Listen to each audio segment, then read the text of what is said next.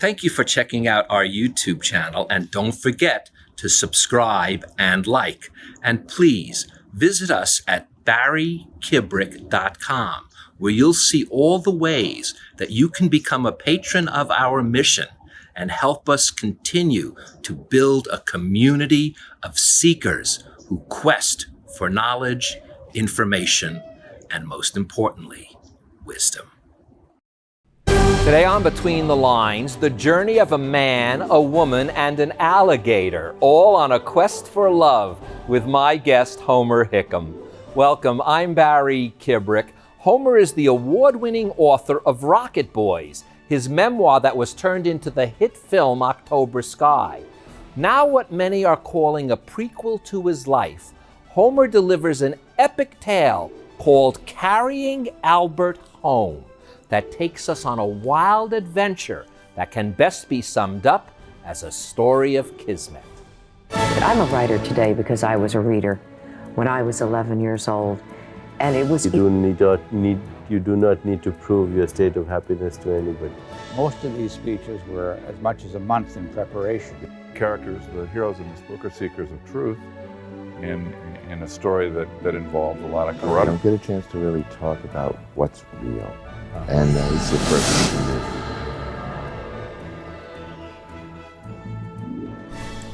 Homer, it seems like it's been way too long. It is such a pleasure to have you back here on Between the Lines. Well, thanks for having me, Barry. It's great to be back.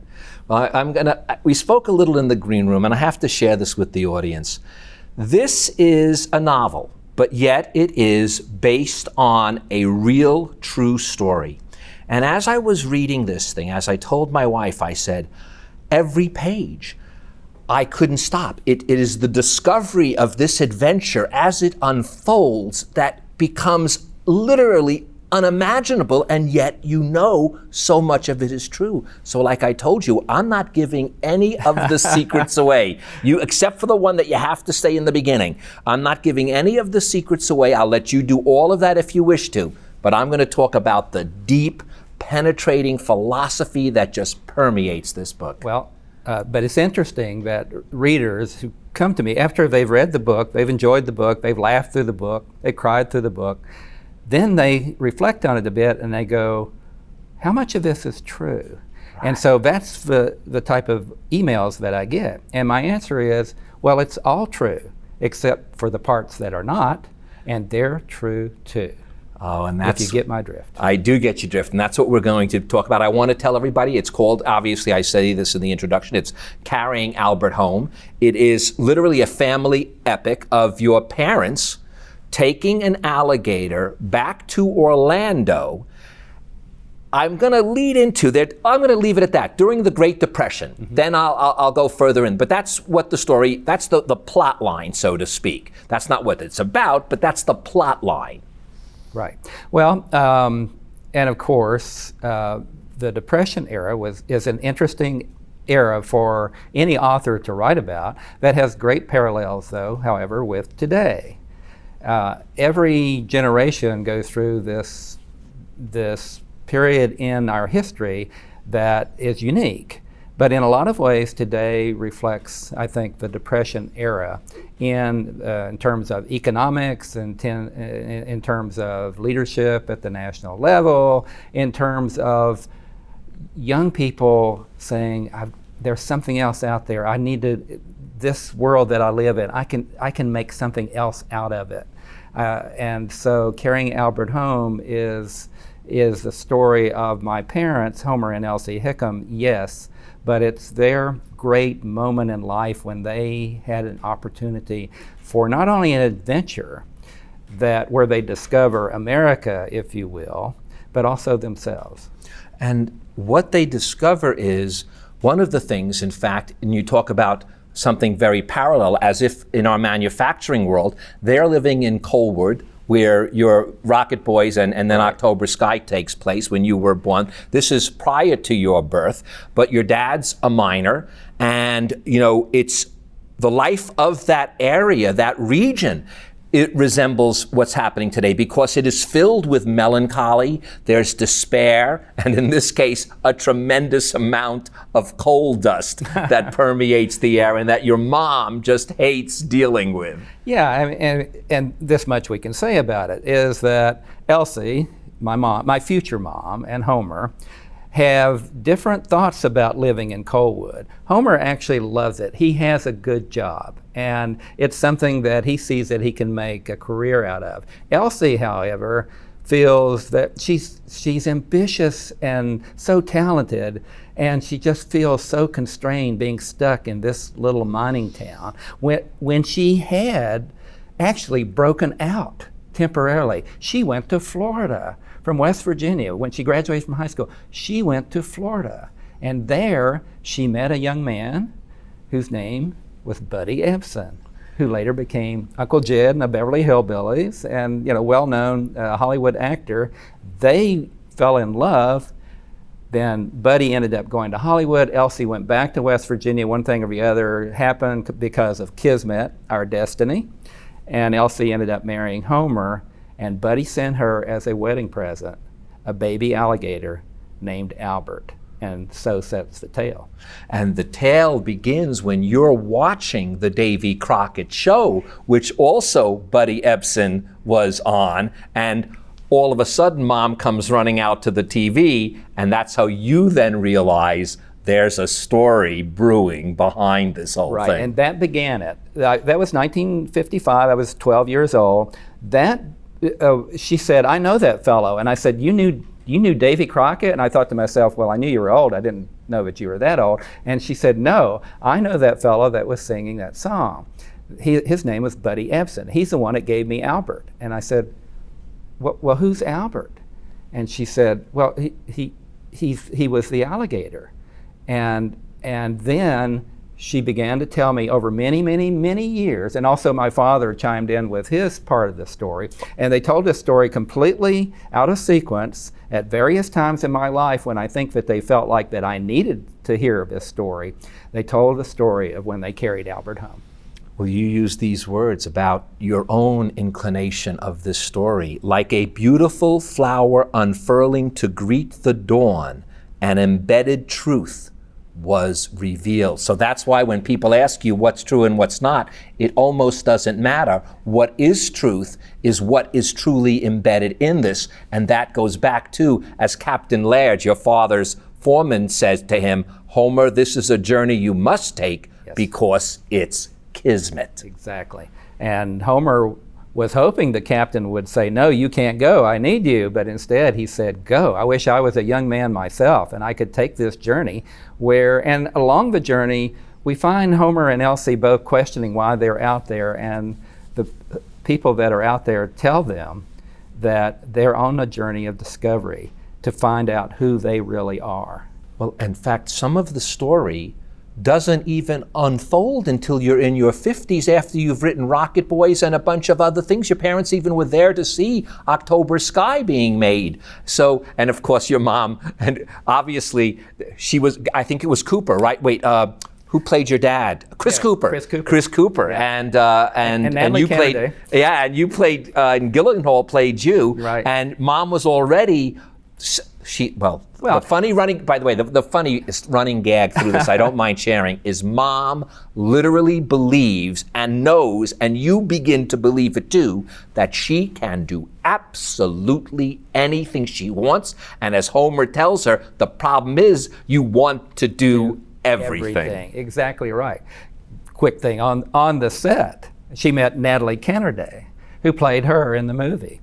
And Elsie basically says, well, if I'd have known Sonny was going to make me famous, I would have stayed younger and thinner, which Natalie didn't really quite know how to handle that, except she was a very nice lady and she handled it very well. But then Mom started pointing out, I know that's a gaffer, that's a best boy, that's a script girl. Watch out for the script girl, Sonny. And I'm going, Mom, how do you know? Wait a minute. When you carried Albert home, right? She says, yes, your father and I were in a Tarzan movie. And then she started telling about that. And I'm going, I love it. I love that for just a moment, she had this great adventure. However it happened, it was something that she could reflect on and satisfy her, even though she spent her whole life in this little coal town. By telling these stories, it somehow kept her on an even keel and satisfied with the life that she ended up with, because she had those great moments when she carried Albert home. And you know, Dad knows that this journey is going to be a painful experience. Dad is very funny because he's very simple on a basic level, and yet he's, in this book, one of the wisest men you'll ever meet. He's also very calm and gentle, yet one of the strongest and toughest men you will ever meet. So that's interesting. He knows that this is going to be a painful experience in his life. And for most of the journey, Mom is really excited about the adventure, even though because she's got a whole plan on what's going to happen. yeah. But Homer's just doing it to get this damn alligator out of his life. And then, though, the Captain Laird, who your dad worked for, he says, perhaps that's even more of a reason why you need to experience this. Because pain draws out sometimes the best, most important things in life. Mm-hmm. And we see how much Homer Sr. loves Elsie as we go through this. Elsie, frankly, is somewhat obnoxious during this trip because we know that her whole heart is not into this marriage. Oh, Homer, you say sometimes obnoxious. The fact that your father doesn't kill her at least 10 times, I mean, in fact, she runs into characters that want to kill her, but she is so dynamic and full of sass, you can't help but love her. Yeah, well, she loves herself. Yeah. And that was the thing about Elsie. She always loved herself. And she imparted some of that into me. It's like, well, you are who you are. You might as well just love it and just go with it. And so we bring out some of that in Carrying Albert Home. Again, this is a novel. It is a tall tale. It is a family legend. There are fantasy elements to this, but ultimately the truth evolves. And even though, yes, Elsie is obnoxious, and I've heard that from a lot of readers, they end up at the end loving her just as the real Elsie. At first, she said exactly what she thought, and it would take you aback a bit. But after a while, you came to love her. There was something about her that you just loved. By the way, Homer also says everything that's on his mind. He's a man who, in fact, I'm going to use your words. He is in a situation, again, I'm giving away no situation, I refuse. He's in a situation, by the way, they meet famous people, way more famous than Buddy Epson on this trip as well. I'm just letting people know that. He sees a strike going on, and he sees in these strikers' eyes the hate that's there, and he realizes that hate is an awful thing, and he says these words, the way I see it, because he needs to correct the situation. If everybody ran from bad things instead of trying to stop them, bad things would be all there is. So this is a man of true courage who speaks courage to power, truth to power, and is not afraid of anything. He's not afraid of anything, and neither is Elsie. But Elsie's in a different way. Elsie is getting involved with this strike that they run into in North Carolina at a sock mill, where strikers who are, I think you could probably call them communists, Elsie is attracted to them. She likes the fact that they're revolutionaries. The only thing that she doesn't like about them is that they're not very effective. They're bad communists. They're not going to get what they want. Well, Elsie Lavender Hickam, by golly, will get them what they want. She will show them, even though she's never done it before, she will show them how to lead a strike on this sock mill and just scare the bejesus out of the mill owner.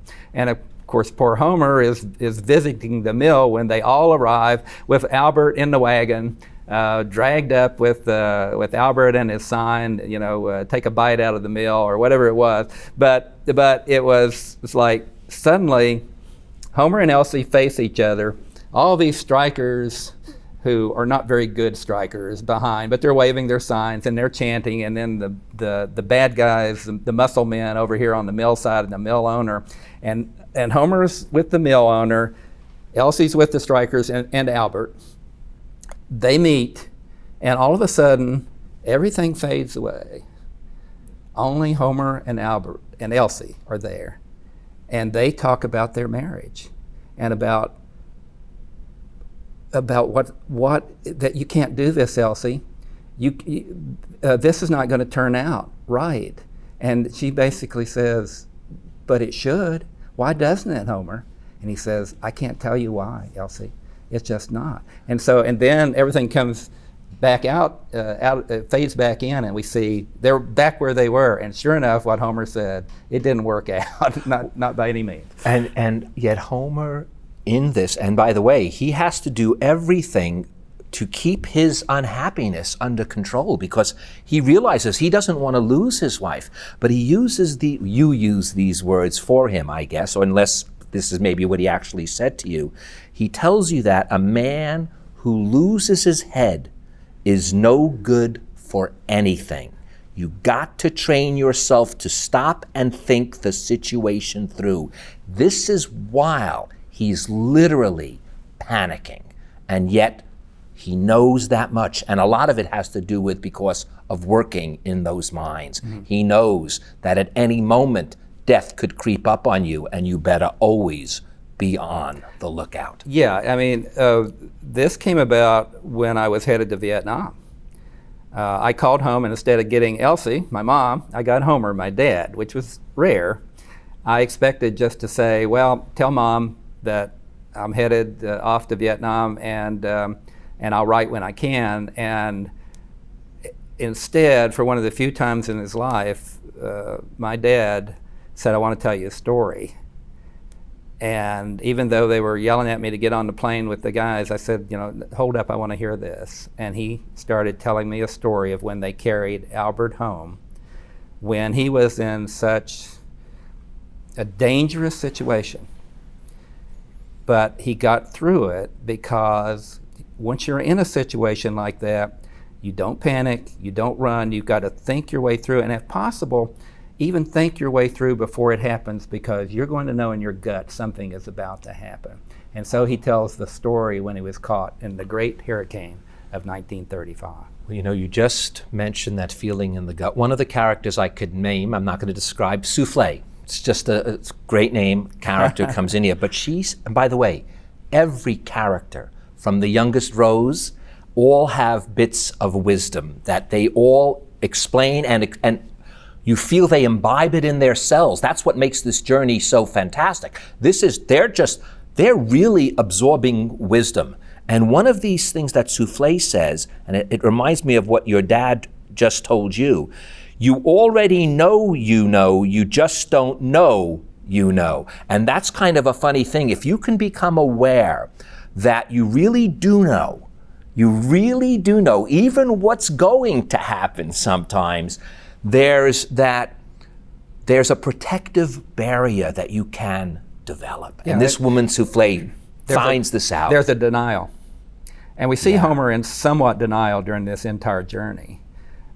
He just thinks if he can just get Albert home, if he can just carry him back to Orlando and drop him off, then Elsie's going to go with him back to Colwood, and they're going to have this American dream type life that you could possibly have in the coal fields. Yet, in his gut, he knows that there's a lot more going on, and he has to force himself anyway to go forward because he loves this woman so much. Well, to this point where you write these words, it is the looking that finds the love, not the finding. And both of them are tested in having to find the other person for different reasons. And he comes up, Homer, with that line, it is the looking, not the finding, that is what love is about. Yes. It's true. Again, wisdom from youth. I said there's wisdom from everything. A young girl, Rose. Now we're talking about a young girl, no parents, lives in a shanty shack by herself. And I'm talking a young girl, I think under 10. Mm-hmm. Is that possible? Yes. She says this, time is really the only gift we receive from God that we can give to others. And this adventure is all about time, because time has to expand during this adventure, because the deadline that was originally given is not going to be met. Right. And as you read this novel, I don't talk about time that much in terms of, well, this happened on this day and this happened on that day. That doesn't matter. And especially that section where Rose they're on the beach in South Carolina, which is where the real Elsie ended up, her final days, by the way. And there are fantasy things that are happening, supernatural things that are happening, yet it all seems, as it was told to me, very possible, if not probable, that these things actually happen. We start seeing that Albert is a lot more than he seems to be, especially in that part. That Albert can rise above just being this friendly little alligator, that he also takes note of this journey and becomes part of this journey in a greater way, and also the odd little character of the rooster.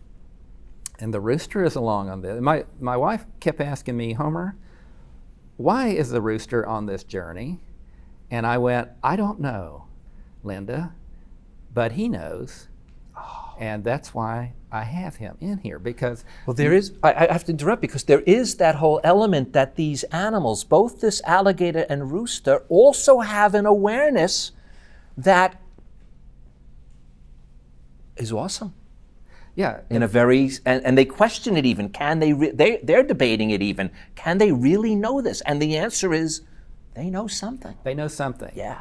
And I think, I know that book clubs love this book, and they try to figure out what's real and what's not real, but especially the rooster. Who or what is the rooster?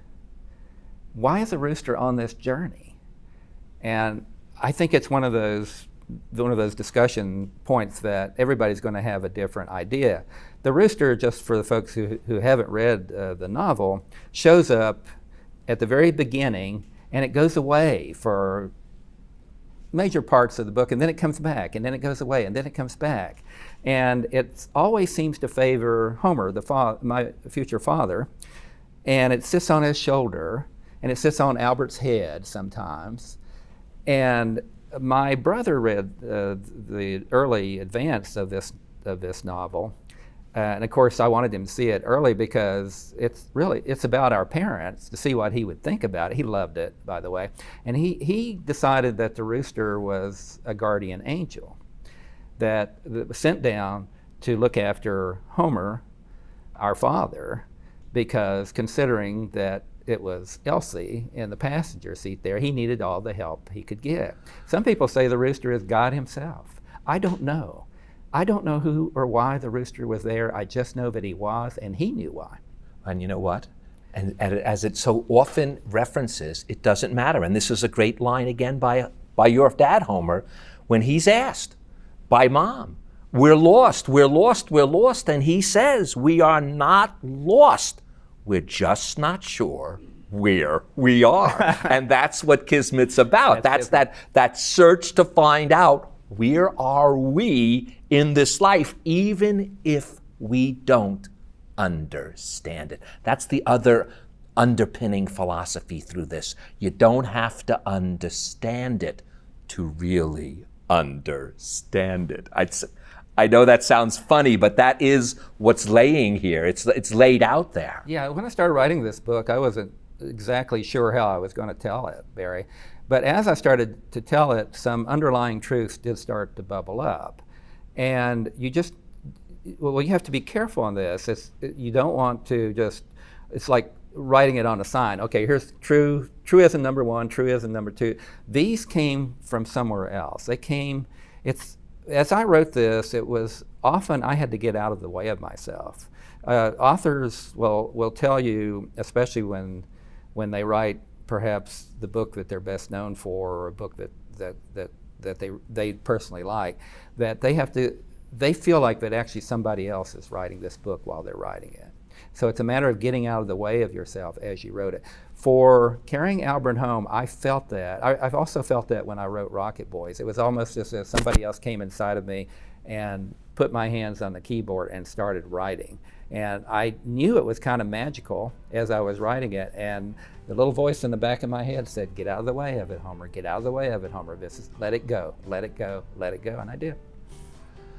Homer, as you say, every journey has an end, and this one is no exception. And our time is up, and I want to thank you from the bottom of my heart for sharing the journey of Elsie and Homer with all of us today. Thank you, Barry. My pleasure. It is my pleasure. And thank you all for joining us. Now, before Homer leaves, I'd like to leave you with these few more words from Carrying Albert Home. You know, when I asked Captain Laird to let me take Albert home, he said maybe this journey was so I would find out the meaning of life. But instead, it's only created mysteries I can't even begin to understand. Maybe that's what life is, Elsie said. Mysteries atop mysteries. We think we know everything, but we don't know anything. Not really. I'm Barry Kibrick. Look between the mysteries atop the mysteries. And even if we really don't know anything, we still may find out a little bit more about the journey of life. Thank you so much, Homer. Thank you.